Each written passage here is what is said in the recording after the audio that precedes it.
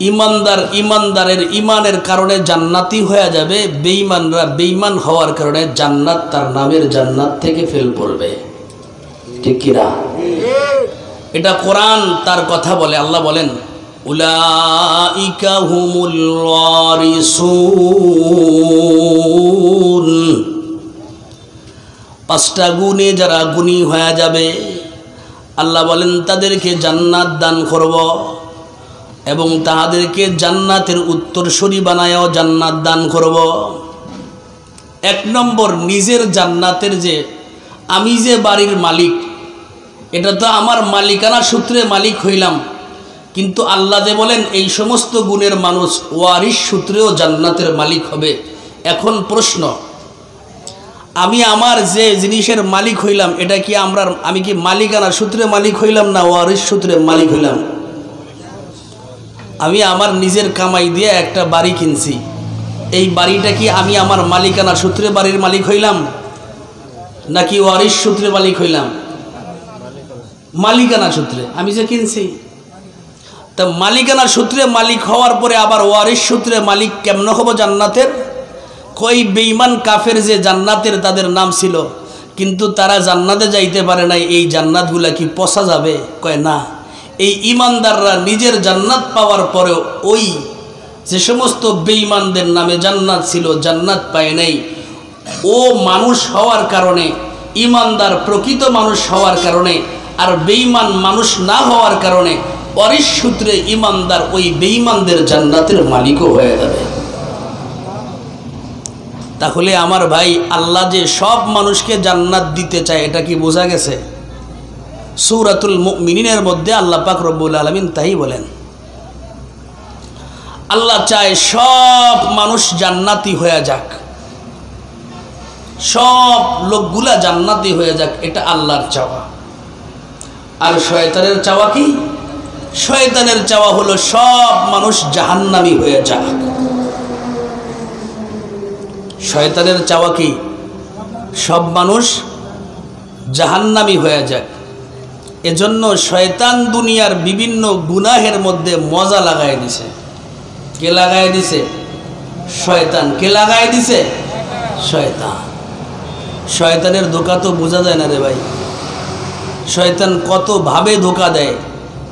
আল্লাহ বলেন শয়তান মানুষের প্রকাশ্য শত্রু।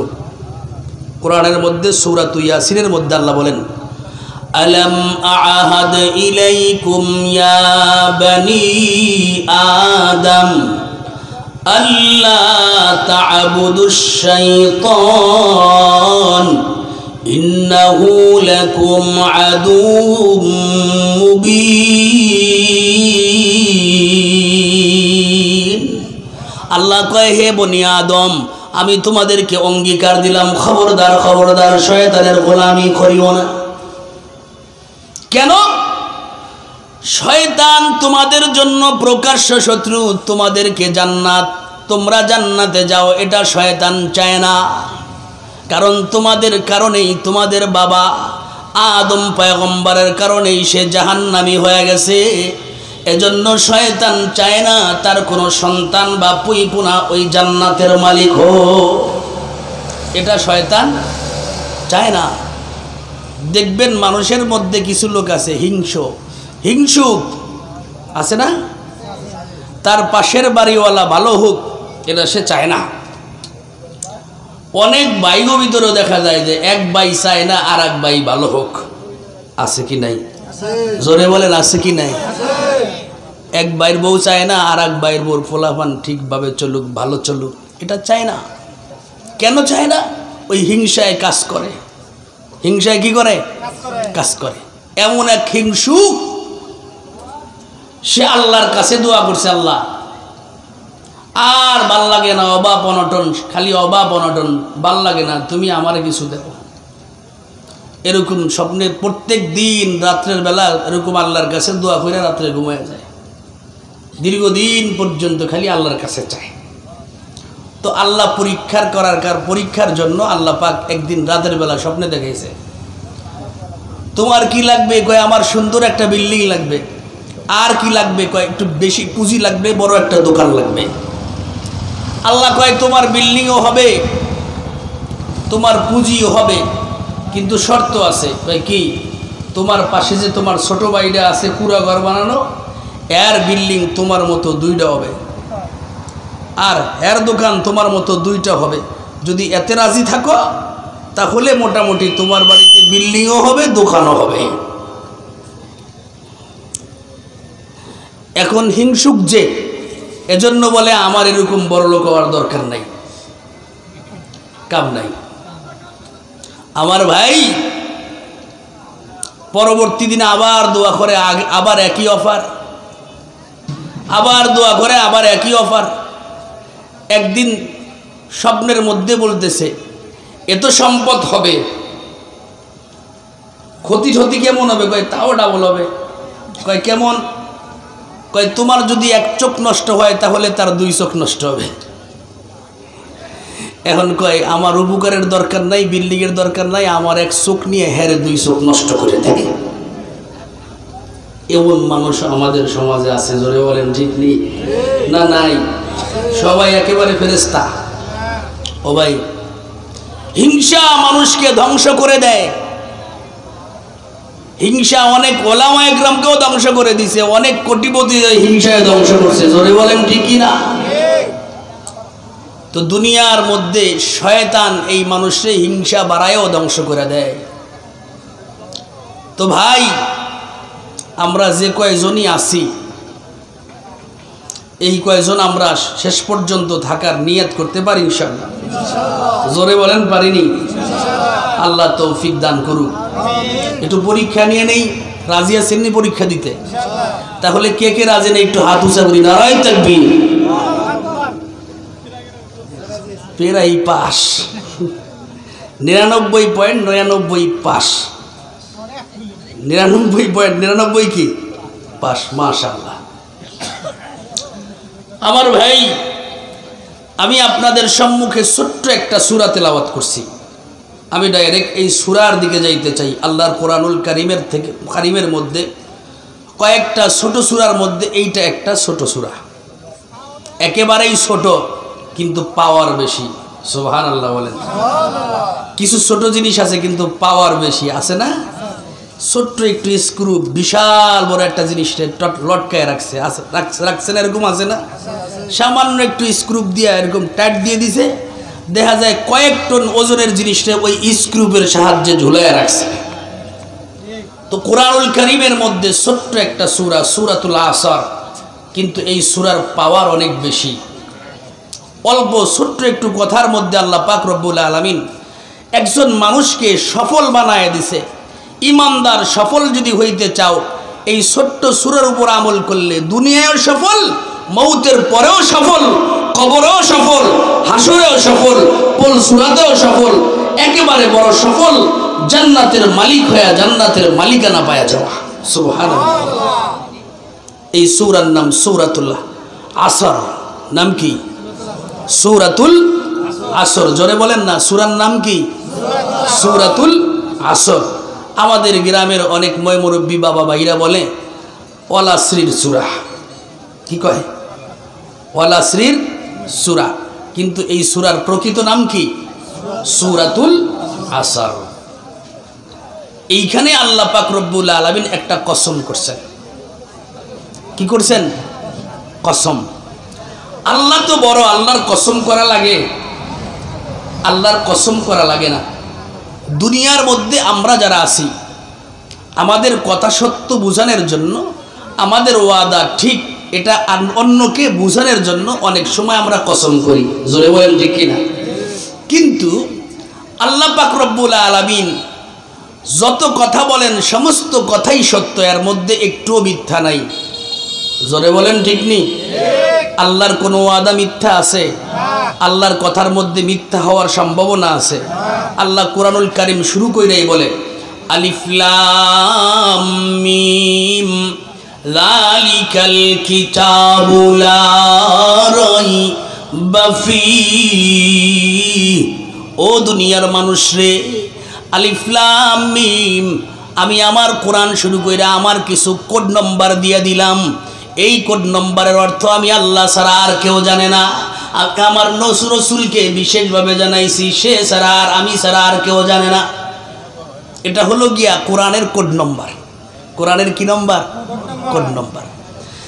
এখন আল্লাহ কোড নম্বর পড়ার পরে আল্লাহ বলেন যালিকাল কিতাব, দুনিয়ার যত কুতা কিতাব দেখো, কোরআন দেখো, এই কোরআন এক সময় ধ্বংস করতে পারবা, জ্বালাইতে পারবা, কিন্তু এই কোরআন হলো গিয়া দুনিয়ার যত কোরআন আছে সমস্ত কোরআন হলো মূল কোরআনের কপি, ঠিক কিনা?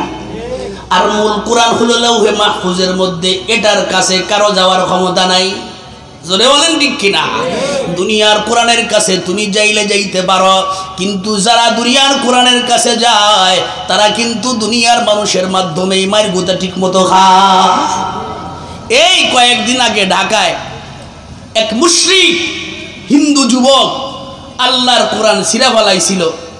পুরা ভার্সিটির মধ্যে যত যুবকরা ছিল ধৈরা সমানে মারছে, কি মারে নাই? জোরে বলেন, যুবকরা জানে না, সমানে মারছে। কোরআন হলো জীবন্ত মুজিজা, একটা অলৌকিক শক্তি, এটা হলো কোরআন। তো আল্লাহ বলেন এই দুনিয়ার কোরআন এটা সমস্যা ঘটাইতে পারো, কিন্তু মূল কোরআন হলো লাউহে মাহফুজের কোরআন। আল্লাহ বলেন যালিকাল কিতাব লা রাইবা ফিহি, এই কিতাবের মধ্যে কোনো সন্দেহ নাই, সন্দেহ তো নাই। লা শাক্কা ফিহি, সন্দেহ হওয়ার, ভুল হওয়ার বিন্দু মাত্র সন্দেহ নাই। ভুল হওয়ার সন্দেহ তো নাই, সন্দেহের মধ্যেও সন্দেহ নাই। সুবহানাল্লাহ, এটা হলো কোরআন। তো আল্লাহ বলেন আল্লাহর যত কথা আছে সমস্ত কথাই সত্য, আল্লাহর ওয়াদা সত্য, আল্লাহ মিথ্যা বলেন না, আল্লাহর কথা মিথ্যা হতে পারে না। আল্লাহ কসম করলে যেমন হয়, কসম না করলেও অমন হয়। তবে আল্লাহ যার কসম করে ওই জিনিসটা দুনিয়ার মানুষের কাছে দামি হইয়া যায়। যার কসম আল্লাহ করে ওইটার দাম বোঝানোর জন্য আল্লাহ কসম করছেন। আল্লাহ কসম কইরা আল্লাহর কথার দাম বাড়ান নাই, বরং যে জিনিসের কসম করছেন ওটার দাম বোঝানোর জন্য আল্লাহ কসম করছেন। কি কসম করলেন আল্লাহ? আল্লাহ বলেন ওয়াল আসর, সময়ের কসম। কিসের কসম? আরো জোরে কন্যা। এক নম্বর অর্থ হলো আসর মানে সময়, সময়ের কসম। দ্বিতীয় যদি অর্থ ধরেন আসর অর্থ হলো আসরের টাইম। আসর অর্থ কি? আসর নামাজের টাইম, এই কসম। একটা অর্থ আসর মানে সময়, আর একটা অর্থ আসর মানে আসরি। আল্লাহ পাক রব্বুল আলামিন আসরের কসম করলেন, আসরের সময়ের কসম করলেন, অথবা সময়ের কসম করলেন। আল্লাহ কসম করে বুঝাইয়া দিলেন, ও দুনিয়ার মানুষে, তোমরা যে দুনিয়ার মধ্যে টাকার দাম দিলা, টাকার দাম বুঝো, স্বর্ণের দাম দিলা, স্বর্ণের দাম বুঝো। দুনিয়ার মধ্যে তোমরা বিভিন্ন জিনিসের দাম দিলা, বিভিন্ন জিনিসের দাম বুঝো। জানো কি দুনিয়ার মধ্যে সবচাইতে দামি হলো গিয়া সময়। দাম কি? জোরে কর না। সময়ের অনেক বড় দাম। যে জিনিস কিনা পাওয়া যায় না, যে জিনিস কিনতে পাওয়া যায় না, পৃথিবীর যদি সময় কেনা যাইতো, কোটিপতি, শিল্পপতি, টাকাওয়ালারা দুনিয়ার সব সময় কিনা নিয়ে তারা নিজেরা রিজার্ভ ফান্ডে রিজার্ভ করে রাখতো। জোরে বলেন ঠিক কি না? ব্যবসার টাইম, এই তো কিছুদিন পরে ইটের দাম বাড়বে। ইটের ভাটার মালিকদের সাথে বিভিন্ন ব্যবসায়ীরা টাকা আগে দিয়ে ইট কিনে রাখে, কি রাখে না? জোরে বল না, রাখে কি রাখে না? এই তো আপনাদের পাই দিয়া কত কারিকারি বালু রাখে, দেখবেন বর্ষার সময় বালু চলে না, কিন্তু এরা বালু আগের তারাই খেয়ে দেয়। কেন? বর্ষার পরে আস্তে আস্তে যত দিন যাবে তত দাম বাড়বে। জোরে বলেন ঠিক কিনা? এই জন্য আগ থেকে কিনে। আল্লাহ বলেন তোমরা দুনিয়ার মধ্যে যার দাম দেখো না, না দেখো, দুনিয়ার মধ্যে যত কিছুর দাম তোমরা দিতেছ, জানোনি দুনিয়ার মধ্যে সবচাইতে দাম হলো গিয়া সময়। সময়ের দাম কেমন? কয় সামান্য সময়ের অনেক দাম। আল্লাহ আসরের কসম করে বললেন, আসরের কসম, আসরের সময়ের কসম। এই আসরের সময়টা দুনিয়াওয়ালার কাছেও দামি, দিনদারের কাছেও দামি। দুনিয়াওয়ালার কাছে কেমনে দামি, কষ্ট হইতেছে আপনাদের? কোরআন বোঝার নিয়াতে বসেন, প্রতিটা অক্ষরে আল্লাহ পাক রব্বুল আলামিন 100 নেকি দান করবে। সুবহানাল্লাহ। কত নেকি? 100। আসরের সময়টা দুনিয়াদারের কাছেও দামি, দিনদারের কাছেও দামি, মা বোনদের কাছেও দামি, ছোট বাচ্চাদের কাছেও দামি, যুবকদের কাছেও দামি, প্লেয়ারের কাছেও দামি, খেলোয়াড়ের কাছেও দামি। এক কথায় আসরের টাইমটা অনেক দাম। অন্য সময় তো দাম আছে, আসরের টাইমটা একটু বেশি দাম। কেন? একটু পরে বেলা ডুবে যাবে, দিনের যত কাজ আছে তাড়াতাড়ি সারতে হবে বেলা ডোবার আগে, ঠিক না? এই জন্য দেখবেন বাড়িতে মিস্ত্রি নিলে তাড়াতাড়ি কাম করে, বেলা ডুবে গেল।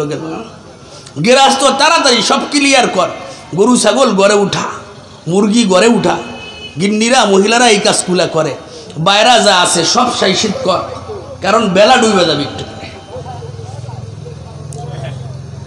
তাহলে দুনিয়াদারের কাছে আসরের টাইমটা অনেক দামি। হাল হালুটি যারা করে, গৃহস্থী যারা করে, তারা মাঠের মধ্যে তাড়াতাড়ি কাজগুলা করে। দুপুরের পর থেকে বিকেল পর্যন্ত ক্ষেত খামার যা নিরাইছে, সন্ধ্যার আগে আগে সব ঘাসগুলা ওখান থেকে দূরে সরায় দেয়, কারণ একটু পরে বেলা ডুবে যাবে। এটা হলো গিয়া দুনিয়াদারের কাছে আসরের টাইমটা অনেক দামি। দিনদারের কাছে কেমন দামি? কারণ দিনদারের কাছে দাম বোঝানোর জন্য দিন বুঝতে হবে রে ভাই। আল্লাহর রাসূল সাল্লাল্লাহু আলাইহি ওয়াসাল্লামের ফয়সালা, আসরের নামাজের পর কোনো নফল নামাজও চলবে না। আসরের নামাজের পরে নফল নামাজ পড়া যায়? জোরে কোন যায়? জোহরের নামাজের পরে নফল নামাজ পড়া যায় না, আসরের পরে নফল নামাজ চলে না। কেন? কারণ এটা হলো গিয়া দিনের শেষ। কিসের শেষ? দিনের শেষ। আল্লাহ বলেন ওয়াসাব্বিহুহু বুকরাতাও ওয়া আসীলা, তোমরা সকাল সন্ধ্যা মাওলা পাকের জিকিরের মধ্যে থাকো। কেন? এটার ব্যাখ্যা আরেক হাদিসের মধ্যে আল্লাহর রাসূল বলেন, যে ব্যক্তি মান সাল্লা সালাতাল বারদাইন দাখালাল জান্নাহ, যে ব্যক্তি 2 ঠান্ডার নামাজ পড়লো সে জান্নাতে চলে যাবে। কয় ঠান্ডার? জোরে কর না, কয় ঠান্ডার? হাদিসের ব্যাখ্যার মধ্যে আসছে 2 ঠান্ডার নামাজ, একটা হলো ফজর আর একটা হলো আসর। একটা কি? ফজর আর একটা হলো আসর। কারণ কি? কারণ প্রত্যেকটা মানুষের জন্য আল্লাহ পাক রব্বুল আলামিন, প্রত্যেকটা মানুষের শরীরের মধ্যে আল্লাহ পাক রব্বুল আলামিন 360টা জোড়া দান করছেন। প্রতিটি জোড়ার উপরে আল্লাহ পাক রব্বুল আলামিন একজন করে ফেরেশতা নিযুক্ত করে দিয়েছেন। এজন্য ফেরেশতার সাহায্যে আমার হাতের কড়াগুলো এরকম করলে হয়, ফেরেশতার সাহায্যের কারণে আমার হাত এমন করলে হয়, ফেরেশতার সাহায্যে আমার ঠোঁট নাড়াইলে নড়ে, ফেরেশতার সাহায্যে আমার জিহ্বা এরকম বেড়ে করলে হয়। যখন আল্লাহ পাক রব্বুল আলামিন ওই অঙ্গের জোড়ার ফেরেশতাকে ডিউটি অফ করতে বলবেন, দুনিয়ার সমস্ত ডাক্তার বাটিয়া খাওয়াইলে কিন্তু হাত থাকবে, মগর চলবে না। হাত থাকবে কিন্তু কথা কয় না। কি হইছে? কয় প্যারালাইসিস। আরে মিয়া কিসের প্যারালাইসিস? মাওলা পাকের কুদরতি ফেরেশতার হুকুম অফ, এজন্য অঙ্গ নড়ে না। অঙ্গ কি করে না? নড়ে না। 360টা ফেরেশতা প্রত্যেকটা মানুষের সঙ্গে আছে, তার সাথে আরো কিছু ফেরেশতা আছে। তার মধ্যে প্রতিদিনের জন্য আল্লাহ 10 জন ফেরেশতা পাঠান। দিনভর এই 10 জন ফেরেশতা তার রক্ষণাবেক্ষণ করে। রাতের বেলা আবার 10 জন ফেরেশতা পাঠান, রাত্রভর বান্দার দেখভাল করে। এই 10 জন ফেরেশতা আবার চলে যায়, আবার আরেক রাতের ফেরেশতা আসে। কয় কখন যায় কখন আসে? কয় সকালবেলা ফজরের সময় 10 জন চলে যায়, 10 জন ফেরেশতা আসে। আবার আসরের সময় সকালবেলার 10 জন চলে যায়, রাতের ডিউটির ফেরেশতা আসরের পরে আসে। যে সময় ফেরেশতা আসে আর যায়, এই সময়টা হলো সকাল এবং সন্ধ্যার সময়। এখন কোন এটা কেমন দামি আর একটু পরে বুঝবেন। হাদিসের মধ্যে আল্লাহর রাসূল ফরমান, যখন এই ফেরেশতাগুলা ডিউটির ফেরেশতাগুলা যখন যায় ডিউটি শেষ করে মাওলা পাকের কাছে কারগুজারি দেয়, সুবহানাল্লাহ, একটু জোরে বলেন না সুবহানাল্লাহ। এই ফেরেশতারা তো আমরা তো আমাগমন মতো চলি, মানুষ আর জিন বাদে যত মাখলুক দেখেন, এই সাগরের নীল তিমি হোক, আকাশের বড় বড় পাখি হোক, সমুদ্রের মধ্যে বড় বড় প্রাণী হোক, হিংস্র প্রাণী, জঙ্গলার মধ্যে যত বড় প্রাণী হোক না কেন, সমস্ত মাখলুকগুলা চাঁদ সূর্য পর্যন্ত, নক্ষত্র পর্যন্ত, পাহাড় পর্বত যা আছে, নদী নালা খাল বিল যা আছে, সমুদ্র মহাসমুদ্র যা আছে, সব মাখলুকগুলা একটা কদম মাওলা পাকের হুকুমের বরখেলাপ করে না, সুবহানাল্লাহ বলে। মানুষ আর জিনকে আল্লাহ ইচ্ছাধিকার দিয়ে দিছে। কেন? এরা হলো গিয়া ডিউটিতে আছে, মানুষ আর জিন হলো পরীক্ষা দিতে আছে। মানুষ আর জিন বাদে সব মাখলুকগুলা ডিউটিতে আছে, ডিউটিতে। আর মানুষ আর জিন কি করতেছে? পরীক্ষা দিতেছে। পরীক্ষার তীরে বাইরের কোনো লোক কোনো কথা বলবে না, ভালো লেখুক আর ঠিক লেখুক, ভুল লেখুক আর ভালো লেখুক, কিছু বলার অধিকার নাই। কারণ পরীক্ষা জিতে দিছে, তার অধিকার থাকে তার যেমন মনে চায় অমন করার। জোরে বলেন ঠিক কিনা? এজন্য মানুষকে কিছু বলে না। তো এই জিন, এই ফেরেশতা যখন মাওলা পাকের কাছে, সকালের ফেরেশতারা রাত্রভর 10 জন ছিল, সকালে ফজরের সময় আল্লাহর কাছে ডিউটি কইরা আল্লাহর কাছে এই লোকটার কারগুজারি, তার চোতাপত্র খাতাগুলা জমা দিতে যখন যায়, তখন আল্লাহ জিজ্ঞেস করেন, আমার বান্দারে কি করতে দেখলা? তখন এই 10 ফেরেশতা বলে, মালিক, তোমার বান্দারে নামাজ পড়তে দেখলাম। সুবহানাল্লাহ। গতকালকে যে আসরের সময় গেছিলা, ওই সময় কি করতে দেখলা? কয়, মালিক, তোমার বান্দারে আসরের নামাজ পড়া তোমার ঘরে বৈশা বৈশা তোমার জিকিরের ধ্যানে বৈশা থাকতে দেখছিলাম। অতএব আবার এই দিনের ফেরেশতা যখন মাওলার কাছে ডিউটি জমা দেয়, কাগজপত্র জমা দেয়, তখন আল্লাহ আবার তারে জিগায়। তো এই ফেরেশতাদের আপ ডাউনের সময় হলো আসরের সময়। কোন সময়? আসরের সময়। অতএব গুরুত্বপূর্ণ সময়। এই সময়ে বস আসে, বস এই সময় দীক্ষা চলে যায়।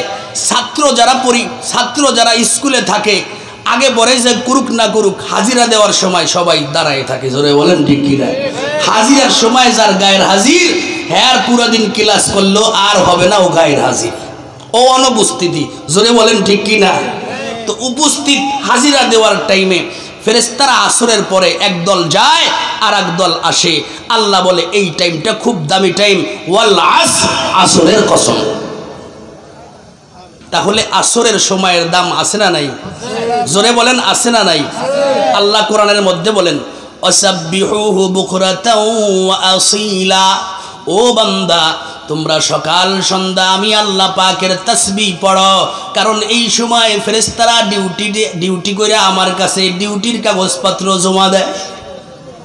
ও বান্দা, দিনভর কি করলা না করলা, আমি আল্লাহর কাছে যখন ফেরেশতারা তোমাদের কারগুজারি দেয়, তোমাদেরকে তখন আমি আল্লাহর গোলামি করতে যদি দেখা যায়, আল্লাহ পাক রব্বুল আলামিনের কাছে যখন ফেরেশতা বলে, মালিক, তোমার বান্দারে নামাজের মধ্যে পেয়েছি, আবার নামাজের মধ্যে রেখে এসেছি, আল্লাহ তখন বলে, রসুল বলেন, ও পয়গম্বর বলেন, ও ফেরেশতারা, আল্লাহ বলেন, ফেরেশতারা উপস্থিত ফেরেশতাদেরকে বলেন, ও ফেরেশতারা, তোমরা সাক্ষী থাকো, আমি আমার বান্দাগুলার, যে বান্দার ডিউটি জমা দিয়ে গেল, এই বান্দার গুনাহগুলা মাফ করে দিলাম, জান্নাতের মালিক বানায়া দিলাম, জান্নাতের মালিক পাওয়া গেল। তাহলে বোঝা গেল আসরের টাইমের অনেক দাম। এখন আর একটা আসর অর্থ যদি সময় ধরেন, সময়ের কেমন দাম? সময় একটা হলো আসর, বুঝলাম আসরের দাম। যদি আসর মানে সময় ধরেন, তাহলে সময়ের কি দাম? এই দাম বোঝানোর জন্য রসুলের একটা হাদিস বলি। আল্লাহর রসুল সাল্লাল্লাহু আলাইহি ওয়াসাল্লাম বলেন, শরীয়তের ল হলো, কোন সন্তান মায়ের পেট থেকে জন্মের পরে ওয়া কইরা একটু কান্না করছিল, কয়েক মুহূর্ত টাইম নিছিল, ওয়া কইরা কান্না করছে, এর পরেই মারা গেছে। ওয়া কইরা কান্না করতে 4-5 মিনিট লাগে? একটু আওয়াজ ওয়া, এরপরেই নাই, চলে গেছে। মায়ের পেট থেকে সন্তান মাত্র ভূমিষ্ঠ হয়ে ওয়া করে কান্না করল। এই সন্তান যখন মারা যায়, ওয়া করার কারণে আল্লাহর রসুল বলেন এই ওয়া করছে কয়েকটা মুহূর্ত সে পেয়েছে, এই সন্তানের জন্য ওই সুযোগ সুবিধা করতে হবে। দেওয়া হলো একজন মানুষ 500 বছর বাঁচার পরেও যদি মারা যায়, তার যে সুযোগ সুবিধা মুসলমানের নিয়ম কানুন যা আছে, এই লোকটারও একই নিয়ম কানুনে তাকে কবর দেওয়া হবে।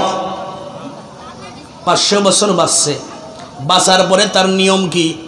এই মুরব্বিরে গোসল করাও, 3টা সাদা কাপড় পরাও, ছেলে যদি হয় 3টা সাদা কাপড় পরাও, মেয়ে যদি হয় 5টা সাদা কাপড় পরাও। ঠিক তেমনি ভাবে দুনিয়ার মধ্যে ওয়া করা পরিমাণ সময় একটা বাচ্চা দুনিয়ার মধ্যে সময় পেয়েছিল, ওয়া করেছিল।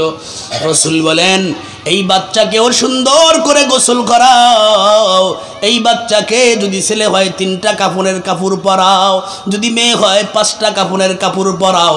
শুধু কাফনের কাপড় পরলেই হবে না, তার জন্য জানাজার নামাজ পড়া লাগবে, তার জানাজার নামাজেও 4টা তাকবীর দেওয়া লাগবে, তার জানাজার নামাজেও দুরূদ পড়তে হবে, সানা পড়তে হবে, তার নামাজের মধ্যেও দোয়া পড়তে হবে। তার নামাজের জন্য একজন মুরব্বীর জন্য যে এরকম নামাজ পড়তে হবে, ওয়া করা 1 মুহূর্ত সময় পাওয়া বাচ্চার তার জন্য এরকম জানাজার নামাজ পড়তে হবে। একজন মুরব্বীকে যেরকম খাটিয়াই নিয়া তোমরা কবরস্থ করেছ, উত্তরে মাথা দিছো, দক্ষিণে পা দিছো, সিনাকে কেবলার দিকে ঘুরায় রাখছো, এই বাচ্চাকেও সিনাকে কেবলার দিকে ঘুরায় রাখো। বরং 500 বছর হায়াত পাওয়ার পর যে লোকটার যে দাম নাই, সামান্য ওয়া করে যে বাচ্চাটা দুনিয়ায় চলে গেল, এই বাচ্চার ওই 500 বছর হায়াত ওলার চাইতেও দাম বেশি। কেমনে কেমনে?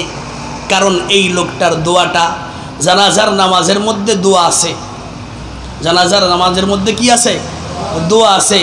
মুরব্বীদের জন্য, বড়দের জন্য এক দোয়া, নাবালেগের জন্য আর দোয়া।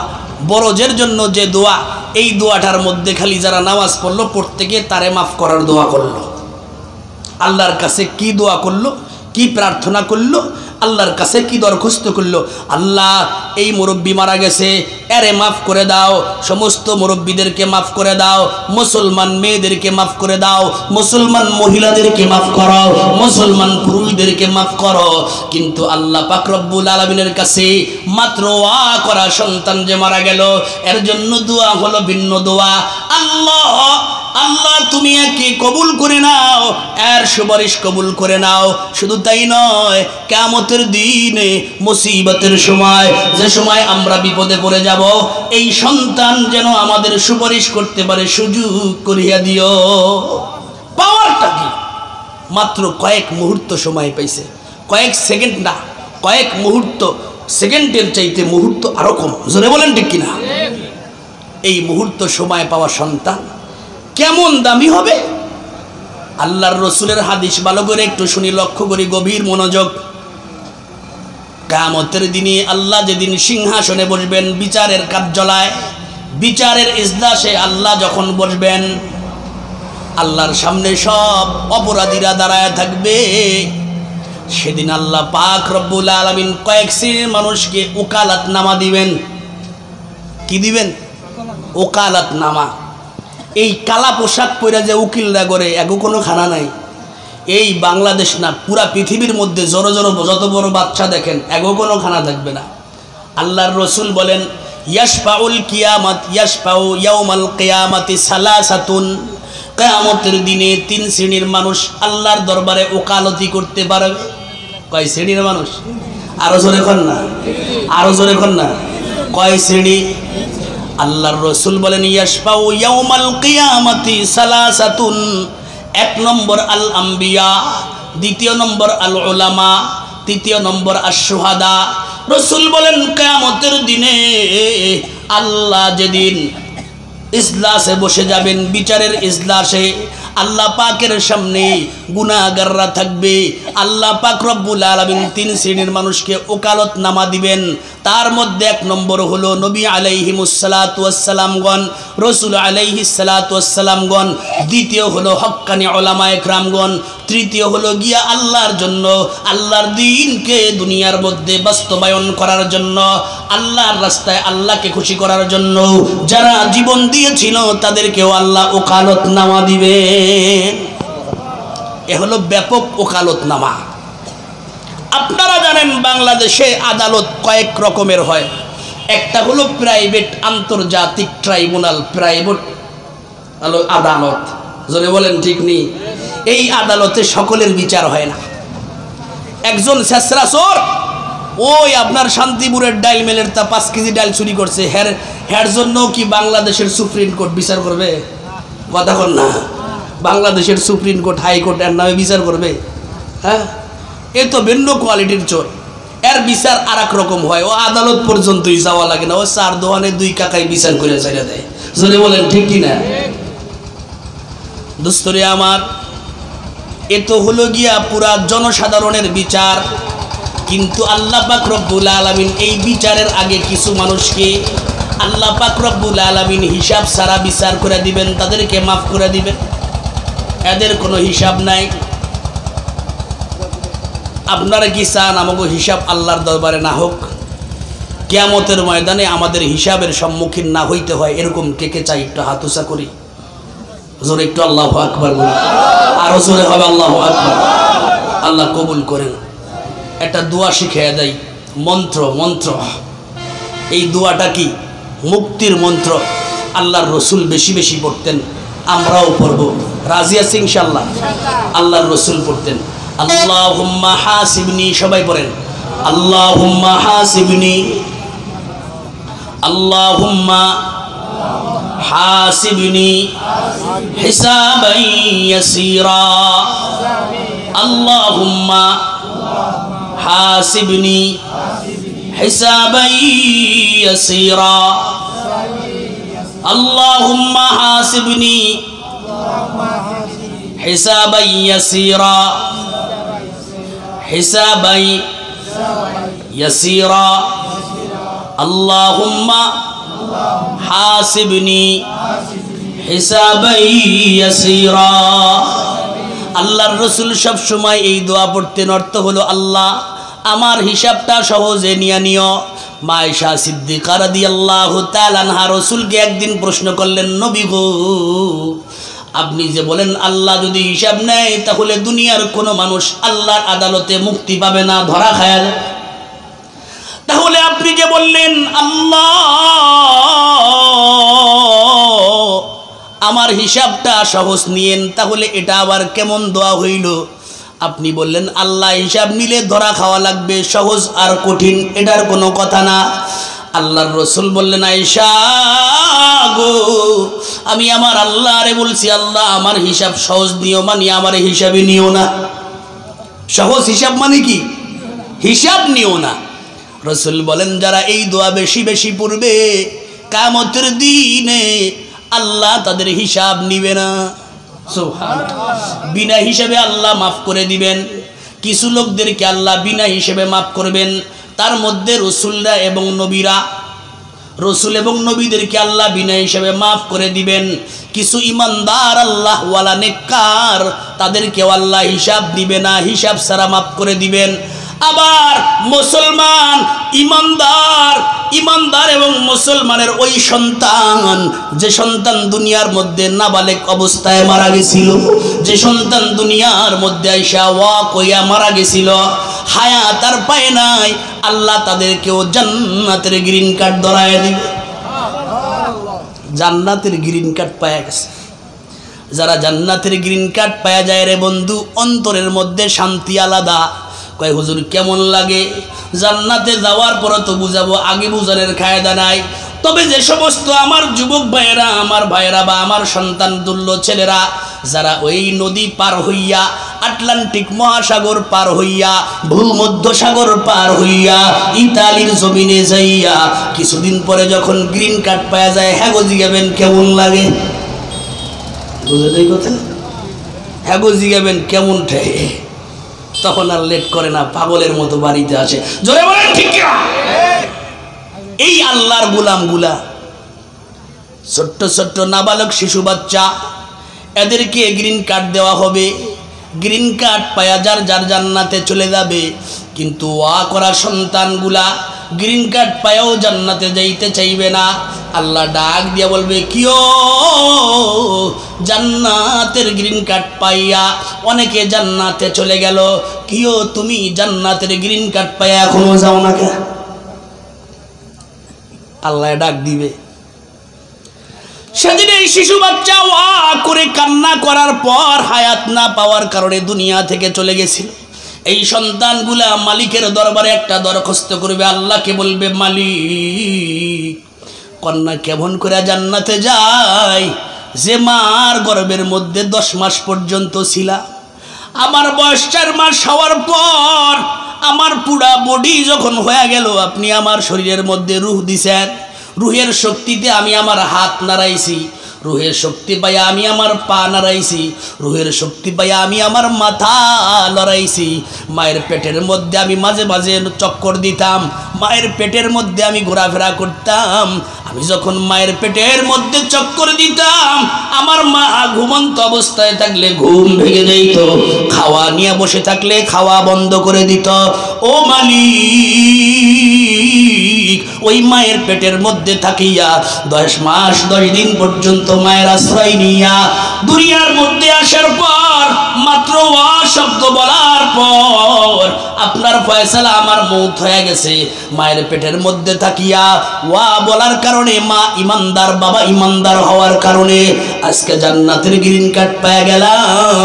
কিন্তু মালিক আল্লাহ, যে বাবার ঔরসে এসেছি, যে মায়ের গর্ভের মধ্যে এসেছি, ওই মা আজকে আমাদের ময়দানে কোন দিক তাকায় আছে, কোথায় আছে জানি না। আমার মা কি জান্নাত হবে না জান্নাত পাবে না, আমার বাবা কি জান্নাতি হবে না জান্নাত পাবে না। অতএব আমি কেমন করে স্বার্থপর সন্তান জান্নাতের গ্রিন কার্ড পাইয়া ওই বাপ মার খোঁজ খবর না নিয়ে কেমন করে জান্নাতে যাই, কেমন করে জান্নাতে যাই? হবে না, হবে না। ও আল্লাহ, ওই বাবা মা আমরা যখন ওয়া শব্দ বলার পর দুনিয়া থেকে বিদায় নিলাম, আমার মা তখন শহীদের মতো রক্ত ঝরা শরীর নিয়া আমাকে দেখার জন্য বেকুল হয়ে গেছিল। শুধু বারবার আশপাশের লোকদেরকে বলছিল, দেখাও না আমার বুকের মানিক আল্লাহ কি দিল। বাবা সংবাদ চায় তার চাকরি ছেড়ে দৌড়ে চলে আসছে আমাকে দেখার জন্য। ও মালিক, অথচ আমার হায়াত তো আপনি মাত্র কয়েক মুহূর্ত দিলেন, তারপরে আমি চলে আসলাম।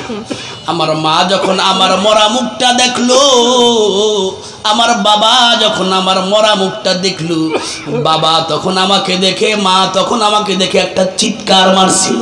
ওই চিৎকার মারার পর আমার বাপ মার কলিজা যে পুড়ে গন্ধ হয়ে গেছিল, এই গন্ধওয়ালা কলিজাওয়ালা বাপ মারেরা এখানে কেমন করে জান্নাতে যা? সেদিন জান্নাতে যাবে না। আল্লাহ সেদিন তাদেরকে, তাদের জন্য, তাদের সাথে হাসি মজাকের ছলে আল্লাহ বলবেন, এত মানুষ আদম পয়গম্বর থেকে পৃথিবীর শেষ মানুষটা, যার পরে আর কেউ ইন্তেকাল করে না, যার পরে আর কেউ ইন্তেকাল করবে না, এই মানুষ পর্যন্ত সব মানুষগুলা ওই ময়দানে মাহশারে একাট্টা হয়ে থাকবে। পৃথিবীর সব মানুষগুলো এক ময়দানে থাকবে, কালা সাদার বাদ বিচার নেই।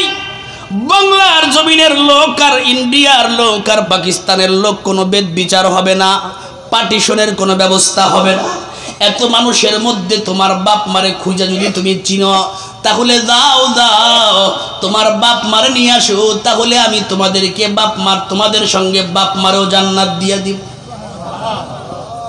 সেদিন বাচ্চাগুলা দৌড় দিবে।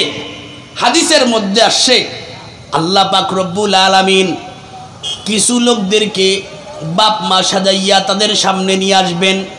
তারা দেখা মুখের দিক তাকাইয়া বুকের সঙ্গে নাকটা লাগাইয়া বলবে, না না আমার বাপ মা না। আল্লাহ বলবেন, রে গোলাম, তোমরা তো দুনিয়ার মধ্যে বাবারেও দেখো নাই, মারে দেখো নাই, তাহলে আজকে কেমন করে অস্বীকার করলে এটা তোমার বাপ মা? সেদিন সেই নবজাতক সন্তানগুলা মাওলা পাককে বলবে, আল মালিক, আমরা বুঝেছি। কয় কেমন করে বুঝেছো? কয় আমরা আমার মায়ের বুকের মধ্যে নাক লাগায়া টান দিলেই বুঝতে পারি। কয় কেমনে? কয় আমার বেদনায় আমার বিচ্ছেদে বাপ মা যখন চিৎকার মরে কান্না করছিল, সেদিন কলিজা পুরা গেছিল। এই কলিজা পুরা গন্ধ কিয়ামতের ময়দানেও আছে, এখনো পর্যন্ত পুরা গন্ধ যায় না। সব বাচ্চাগুলা বাপ মারে নিয়ে আসবে আল্লাহর সামনে। যার প্রত্যেকের বাপ মা, ভুল হবে না, সকলকে নিয়ে আইসা আল্লাহকে বলবে, মালিক আল্লাহ, এই যে আমার আব্বা আম্মা কি করছে জানি না, নেকের পাল্লা ভারী না গুনার পাল্লা ভারী আমাদের জানা নাই। আল্লাহ যদি আমরা জান্নাতে আমাদেরকে যদি জান্নাতে ঢুকাইতে চান, তাহলে আমার বাপ মাকে সারা জান্নাতে যাইতে রাজি না। সেদিন আল্লাহ পাক রব্বুল আলামিন বলবেন, যা বান্দা যা, দুনিয়ার আদালতে যদি কেউ রে গ্রিন কার্ড দেয়, এর পরে বাপ মা নেওয়া যদি বৈধ হয় কি ভাই না? জোরে বলেন না। এই ইউরোপ কান্ট্রি যার আপনার কাট হয়ে যায়, এদের জন্য বাপ মা নেওয়া কিন্তু সিস্টেম আছে, কথা কয় না? দুনিয়ার আদালতের মানুষ যদি এটা করতে পারে, আমি মাওলার আদালত তো আরো বড়, আরো বেশি ফ্যাসিলিটি দিয়ে দিলাম। যা বান্দা যা, বাপ মারে নিয়া জান্নাতে চলে যা। আল্লাহ বলেন, সময়ের কসম, ওয়াল আসর, সময়ের, ইন্নাল ইনসানা লাফি খুসর। আল্লাহ কয় কসম সময়ের, নিশ্চয়ই সমস্ত মানুষ ক্ষতিগ্রস্তের মধ্যে। আল্লাহ পাক কসম করার পরে এখন বলেন, সব মানুষ ক্ষতিগ্রস্তের মধ্যে, টাকাওয়ালাও ক্ষতিগ্রস্তের মধ্যে, টাকা ছাড়াও ক্ষতিগ্রস্তের মধ্যে, ধনীও ক্ষতিগ্রস্তের মধ্যে, ধনী গরিবরাও ক্ষতিগ্রস্তের মধ্যে, পুরুষ জাতীয় ক্ষতিগ্রস্তের মধ্যে, মহিলা জাতীয় ক্ষতিগ্রস্তের মধ্যে, বড়রাও ক্ষতিগ্রস্তের মধ্যে, যুবকরাও ক্ষতিগ্রস্তের মধ্যে। আল্লাহ পাক রব্বুল আলামিন এই আয়াতে কারিমা যে নাজিল করেছেন, তার একটা প্রেক্ষাপট আছে, তাকে আরবিতে বলা হয় আয়াতুন নুজুল অথবা শানে নুজুল। তাকে কি বলা হয়? শানে নুজুল বা আয়াতুন নুজুল, মানে আয়াতের অবতীর্ণর প্রেক্ষাপটটা কি?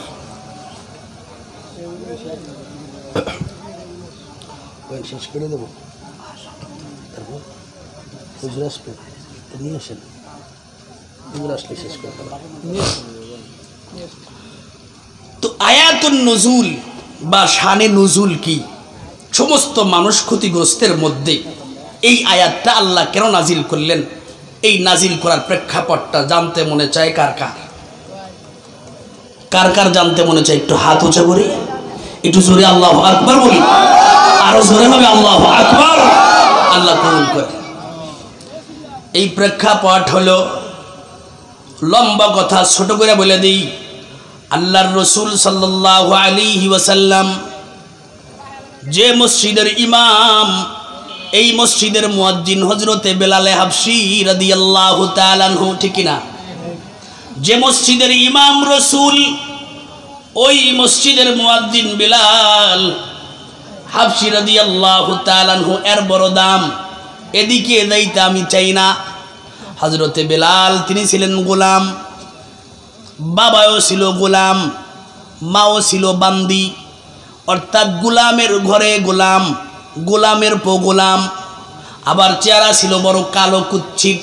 এজন্য আরবের লোকরা বলতো, বেলাল রাদিয়াল্লাহু তাআলা আনহুকে দেখলে বলতো কাউয়ার ঘরের কাউয়া। কাউয়া তো সুন্দর নাকি? জোরে কোন কাউয়া কি? কাউয়া, কালা কাউয়া, এরকম বলে ডাক দিত। হযরতে বেলাল রাদিয়াল্লাহু তাআলা আনহু দেখতে ছিল অসুন্দর, কিন্তু মাওলার আদালতে তার দাম ছিল, এজন্য সে ছিল বড় সুন্দর। জোরে বলেন ঠিক কিনা? বেলাল রাদিয়াল্লাহু তাআলা অনেক দাম। হযরতে বেলাল রাদিয়াল্লাহু তাআলা আনহু উমাইয়ার গোলাম ছিলেন। উমাইয়া তার মালিক। এই বেলাল রাদিয়াল্লাহু তাআলা আনহু উমাইয়ার গোলাম। উমাইয়ার গোলাম থাকার পরও আল্লাহ বলেন, মাইয়াহদিহিল্লাহু ফালা মুদিল্লা লাহু ومن يضلله فلن تجد له وليا مرشدا। আল্লাহ যাকে হেদায়েত দেয় দুনিয়ার কেউ তারে গোমরাহ করতে পারে না। আল্লাহ যারা সঠিক পথ দেখায় দুনিয়ার কেউ গোমরাহ করতে পারে না। জোরে বলেন ঠিক কিনা? আল্লাহ তাকে গোমরাহ করে দুনিয়ার সব মানুষ মিলেও তাকে হেদায়েত দিতে পারে না। জোরে বলেন ঠিক কিনা? জলিল পারের পরে কি? জলিল পারের পরে কি? বাইনাশ্বর। এই বাইনাশ্বরের তা কিছু দূর যাওয়ার পরে এই যে আপনার কি বৌদ্ধ আছে জানো? আকিস বৌদ্ধ। আকিস বৌদ্ধর একটা মিলঘর আছে না বাইনাশ্বরের তা কিছু দূর যাওয়ার পরে, ওই জায়গায় আবার চারিঠানি বানায় দেখছেন। ওই সোজাসুজি নদীর উপারে গেলে ওই গ্রামের নাম কি? কলিগ্রাম। এই কলিগ্রামে কয়েকদিন আগে মনে হয় মাত্র 2-3 সপ্তাহ আগে কিছু যুবক, এরা হলো খ্রিস্টান, মুসলমান হয়ে গেছে কালেমা পড়া। এটা কি আপনারা জানেননি কেউ? হ্যাঁ, কিছু গোলাম কিছু যুবক এরা মুসলমান হইছে আমাদের টেকেরার জায়গা, আমিও ছিলাম। মুসলমান হওয়ার পরে এরা এখনো প্রতি জুমা শুক্রবার আমার ওই বাজার মসজিদে নামাজ পড়ে। তো এক সপ্তাহ যাওয়ার পরে আমাকে দাওয়াত দিছে মাদ্রাসায়, 15-16 জন ছাত্র আর হুজুরগো 2-3 জন, তো আমি ছিলাম আর কি। দাওয়াত দিছে, নিয়ে খাওয়াইছে, এও আয়োজন করছে মুসলমানরাই, পাক করছে সবাই মুসলমানরা। অগ উদ্দেশ্য কি? অগ উদ্দেশ্য হুজুর এই জায়গাটা দেখেন আমাগো জায়গা, এই জায়গায় মসজিদ বানাবো। সুবহানাল্লাহ, আরো জোরে করেন না সুবহানাল্লাহ। হেদায়েতের মালিক কে? আরো জোরে বলেন হেদায়েতের মালিক কে? আল্লাহ পাক রব্বুল আলামিন হেদায়েতের মালিক। উমাইয়া হলো কাফের বেঈমান, উমাইয়ার বাড়ির গোলাম হযরতে বেলাল। দেখতে তার সৌন্দর্য নাই, তার সমাজের মধ্যে কোনো দাম নাই, সমাজে দামহীন একজন যুবক বেলাল। এই বেলাল রসুলের কাছে হাত দিয়া, রসুলের হাতে হাত দিয়া কালিমা পড়ে ফেলেছে। রসুলের কাছে দেয়া বলেন, নবী আমার, আমি দেখেছি, সব কিছু বুঝেছি, আমার আপনার কথা বড় পছন্দ হয়। আপনি যে রবের সন্ধান দেন ওই রব সত্য রব, তাও আমার মনে হয়। অতএব আর বেশি দেরি করতে চাই না, পয়গম্বর আমাকে কালিমা পড়ায় ইমানদার মুসলমান বানায় দেয়। হযরতে বিলাল রাদিয়াল্লাহু তাআলা মুসলমান হয়ে গেছে। কিন্তু বন্ধু, কয়েকদিন আগেই হযরতে সুমাইয়া রাদিয়াল্লাহু তাআলা আনহাকে মুসলমান হওয়ার অপরাধে লজ্জাস্থানে বর্ষা মারিয়া অতিরিক্ত রক্ত খনন হওয়ার কারণে দুনিয়া থেকে ত্যাগ করে চলে গেছেন, শহীদ হয়ে গেছেন। এই তো মাত্র কয়েকদিন আগে একেবারে পুরা মক্কার অবস্থা ভয়াবহ। যখনই কোনো মুসলমান একেবারে কম ছোট শ্রেণীর লোক মুসলমান হয়, গরিব অসহায় মানুষ মুসলমান হয়, তার উপরে এমন বড় স্টিমার চালায়, অত্যাচারের স্টিম রুলার চালায়, আল্লাহু আকবার, জীবন যায় যায় ভাব, তাতে কোনো পরোয়া নাই। হযরতে বেলাল কলেমা পয়রা মুসলমান হয়ে গেছে। মুসলমান হওয়ার পর এখন মাওলারে ডাক দেয়, লা ইলাহা ইল্লাল্লাহ, লা ইলাহা ইল্লাল্লাহ, লা ইলাহা ইল্লাল্লাহ, লা ইলাহা ইল্লাল্লাহু মুহাম্মাদুর রাসূলুল্লাহ সাল্লাল্লাহু আলাইহি ওয়াসাল্লাম। ইমানদার তাজা ইমানের মজা পাওয়া গেছে, এখন লা ইলাহা ইল্লাল্লাহ পড়লেই ভালো লাগে। সুবহানাল্লাহ। এজন্য কে দেখলো কে শুনলো সময় নাই, কালেমা পরে আর মজা নেয়। উমাইয়ার কাছে সংবাদ হয়ে গেছে, রে উমাইয়া, তোর যে গোলাম তার বাপেও ছিল তোর গোলাম, এই গোলামের গোলাম, সে তো এখন মুহাম্মাদের গ্রুপ হয়ে গেছে। এর এত বড় সাহস কে দিল? তোর গোলাম হওয়ার পর নিজের ক্ষমতা কোত্থেকে পাইল? কলেমা পয়রা ইমানদার হয়ে গেছে। শুধু কি তাই, রোড গার্ড দেখে না, যে কোনো সময় মুহাম্মাদের আল্লাহর নাম ডাক দেয়। হযরতে বেলাল রাদিয়াল্লাহু তাআলার সংবাদ যখন উমাইয়ার কাছে চলে গেল, উমাইয়া ডাক দিয়ে বিচার করছে, তুই এই ধর্ম ছাড়বি না জীবন দিবি? হযরতে বেলাল হাবশী রাদিয়াল্লাহু তাআলা আনহু বলেন, রে উমাইয়া, দুনিয়ার মধ্যে যত কথা আছে সব মানমু, জীবন দিতে বললেও দিব, কিন্তু খবরদার খবরদার আর মাওলার গোলামি থেকে আমি একটুও পিছপা হতে রাজি না। কয় তাই? কয় হ। হযরতে বেলালকে এখন মার শুরু করছে, সবাই মারে, বালকরাও মারে, মহিলারাও মারে, পুরুষরাও মারে, যে পারে সেই মারে। হযরতে বেলাল রে যখনই মারে শরীরের মধ্যে অসহ্যকর যন্ত্রণা ব্যথা যখন বেশি হয়ে যায়, হযরতে বেলাল তখন জোরে একটু ডাক দেয়, ইয়া আল্লাহ, ইয়া আল্লাহ। আল্লাহ বলতে দেরি হয়, ব্যথা নিরাময়ের দামি ওষুধ, পাওয়ারওয়ালা ওষুধ খাইলে যেরকম ব্যথা নিরাময় হয়ে যায়, তার আগেই ব্যথা ভালো হয়ে যায়। সুবহানাল্লাহ। এখন মায়ের আরো বাড়ছে, মারতে মারতে এক পর্যায়ে উমাইয়া কয়, এরে ওই মরুভূমির মধ্যে নিয়ে যাও, বেলা 12টার সময় নিয়া এরে হাত বান্ধো, পাও বান্ধো, বুকের উপরে পাথর চাপা দিয়ে দাও, আর আরবের বালকদেরকে, উন্মাদ বালকদেরকে ডাক দাও, এরা সমানে মার দিক। ঠিক তাই মার দেওয়া শুরু করে দিছে। হযরতে বেলাল যখন অসহ্যকর যন্ত্রণা বেশি সহ্য করতে না পারে তখন আল্লাহ কয়া ডাক দেয়। যখনই আল্লাহ কয়া ডাক দেয় তখন তার উপরে অত্যাচার আরো বাড়ায়া দেয়। হযরত আবু বকর মক্কার একজন সুনামধন্য ব্যবসায়ী, বড় মাপের ব্যবসায়ী। হযরত আবু বকর রাদিয়াল্লাহু তাআলা আনহু দোকানটা বন্ধ করে, এমন দোকানদার যে দোকান নিয়ে আশপাশের সব মানুষগুলা খালি চাওয়াচাই করে, আর বিভিন্ন লোক দেখে ইটালি থেকে বাড়ি আইসা টাকাওয়ালারা খালি কয় যদি এর মতো এরকম দোকানের মালিক হওয়া যাইতো হেলে ইটালি যাওয়া বন্ধ করে দিতাম। এরকম আছে না কথা কর না? এরকম পয়েন্টের দোকান আছে না? এমন পয়েন্টের দোকান হযরত আবু বকর রাদিয়াল্লাহু তাআলা আনহু। আশপাশের দোকানওয়ালা খালি আফসোস করে মরে।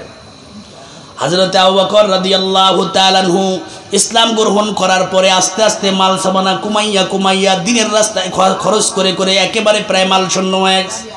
এমন সময় দোকান বন্ধ করে দিয়ে হুজুরের পাশে 2-4-5 মিনিটের মধ্যে বন্ধ করে দেব, শেষ করে দেবো ইনশাআল্লাহ নাকি? তো একেবারে শেষ, এমন দুপুর সময় দোকান বন্ধ করে বাড়ির দিক রওনা করছে।